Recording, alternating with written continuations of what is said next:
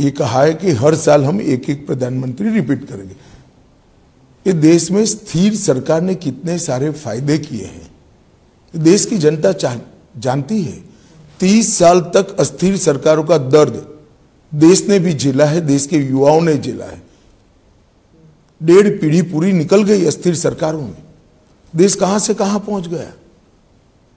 अब मोदी जी के नेतृत्व में 2 टर्म स्थिर सरकार आई है और तीसरे टर्म ज्यादा स्थिर सरकार आए तो मैं मानता हूं देश की जनता मोदी जी के लक्ष्य के साथ है और इसी के लिए वोट कर रही है।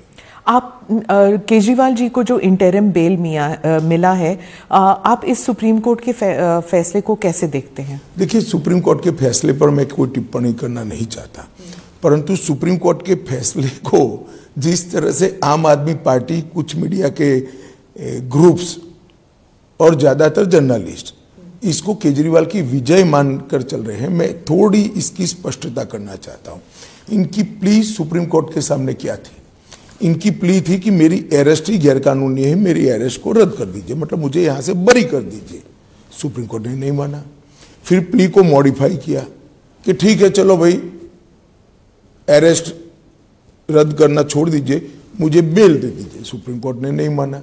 सुप्रीम कोर्ट ने सिर्फ इतना कहा कि आपका चुनाव के प्रचार का जो मांग है इसको आप पूरा करिए, हम आपको इंटरिम बेल देते हैं और 1 तारीख को आपको सरेंडर करना है।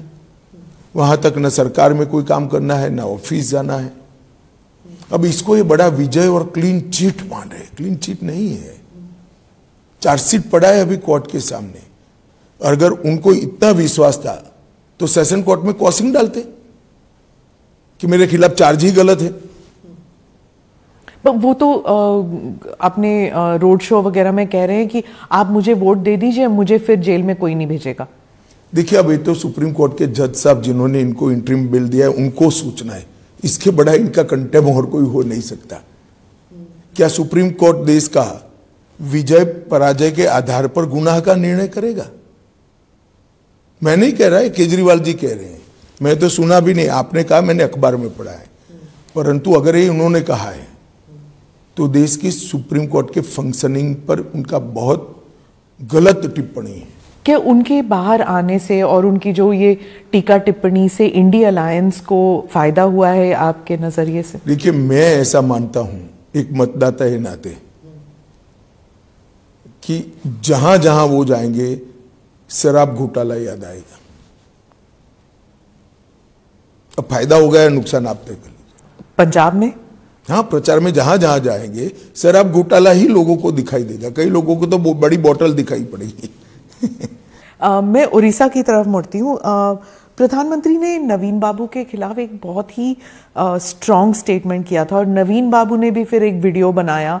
पहले कभी ऐसे होता नहीं था उड़ीसा में प्रधानमंत्री जी और नवीन बाबू के बारे में, मतलब कोई एक दूसरे के खिलाफ ऐसे पर्सनल स्टेटमेंट्स करें। नहीं, देखिए, किसी भी नेता का स्टेटमेंट जो होता है वो हालिया स्थिति को देखकर किया जाता है। अभी की स्थिति को देखकर प्रधानमंत्री जी ने स्टेटमेंट किया और मैं भी मान रहा हूं कि वहां सरकार बदलने जा रही है। सेंटर के लिए एंड स्टेट, वहां पे दोनों इलेक्शंस चल रहे हैं। दोनों इलेक्शन है। राज्य सरकार इस बार भारतीय जनता पार्टी की बनेगी। कश्मीर में पीसफुल पोलिंग और बंगाल में हिंसा, ये हुआ है चौथे राउंड में। नहीं, जो लोग 370 पर सवाल उठाते हैं, मैं आज उनको कहना चाहता हूं कि 14% वोटिंग से 40 पार कर गया। इससे बड़ी कोई सफलता 370 की नहीं हो सकती। सारे एक्सट्रीमिस्ट ग्रुप के नेता आज जाकर पोल करें। वोट किसको देना नहीं देना वो उनका अधिकार है, मगर कम से कम लोकतांत्रिक प्रक्रिया का वो हिस्सा बने। पहले चुनाव के बहिष्कार के नारे लगते थे, आज शांतिपूर्वक कहीं एक डंडा भी नहीं चला, एक भी रैगिंग नहीं हुई और धैर्यपूर्वक, किसी भी दल का कोई फरियाद नहीं है, धैर्यपूर्वक पोलिंग हुई। ये बताता है कि बदलाव हुआ है। और मैं बताता हूं, पहली बार 40% से ज्यादा विस्थापित कश्मीरी पंडितों ने वोट डाले हैं। अब तक ये आंकड़ा 3% से ऊपर कभी नहीं गया। पहली बार 40% कश्मीरी पंडित और विस्थापित जो थे उन्होंने वोट डाले। ये बताता है कि एक आत्मविश्वास आया है जनता के अंदर कि नहीं, अब हम डेमोक्रेसी के साथ जा सकते हैं। जब आप परिवारवादी पार्टी के बारे में कह रहे थे, अब एनसी और पीडीपी जो है, इनके नेता तो आएंगे ही, जीत कर आएंगे। आपने कहा था कि कश्मीर में ये लोग नहीं आएंगे। मुझे लगता है परिवर्तन होगा। देखिए, ये पूरे इंडिया अलायंस का कैरेक्टर एक प्रकार से कहीं ना कहीं मिला जुला है, इसीलिए इनका एक जमघट बना है।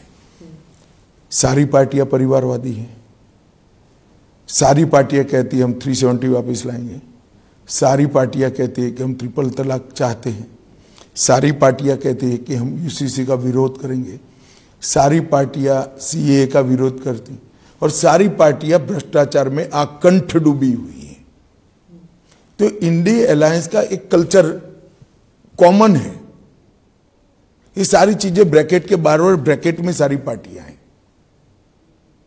अब देश की जनता ने तय करना है कि 12 लाख करोड़ के घपले घोटाले भ्रष्टाचार करने वाली इंडिया अलायंस चाहिए, या जिस पर अभी तक 25 पैसे का भी आरोप नहीं है, 23 साल मुख्यमंत्री प्रधानमंत्री रहते हुए भी, ऐसे नरेंद्र मोदी चाहिए।